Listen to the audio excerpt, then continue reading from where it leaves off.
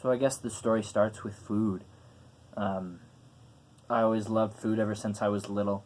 My parents used to always take me out to eat places. It started just with going out to whatever place the Westward recommended that month, but as I got older, we went out to more and more fancy places, places that you needed to reserve weeks in advance, places that were entirely too expensive for me once I moved out. The only job that I could see myself getting that would actually help to pay for that were really boring and had nothing to do with food. And considering that my only two goals in life were to have friends to go out to eat with on the weekends and to get a nice job and food to pay for going out to eat on the weekends, that just wouldn't do. But I couldn't really get a job in food. I couldn't get a job in much of anything, actually, for the longest time. I spent a bunch of years just living on the streets, eating out of dumpsters, which was humiliating. But the one good thing that came out of that time was Carcetti. I had a good amount of free time, so I got to know him really well. And it turned out that he was the head of a local mob, which was a big realization, but he just grew to trust me. He grew to talk to me about everything, including the business, and over time he saw that I needed help, and he gave me work at a local kitchen as a cook. Now, I had never learned how to cook myself. I just never had time to, but it turns out I'm a fast learner. Before too long, I was serving soup, serving dessert.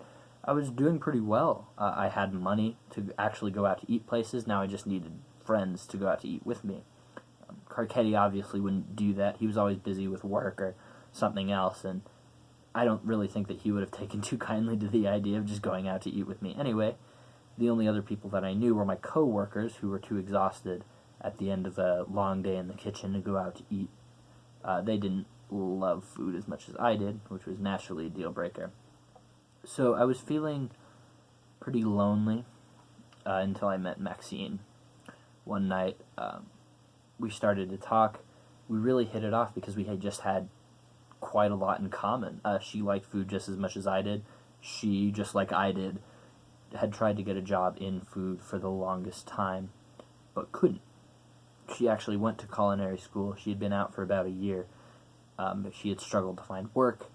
She couldn't go back to school to maybe make that process easier.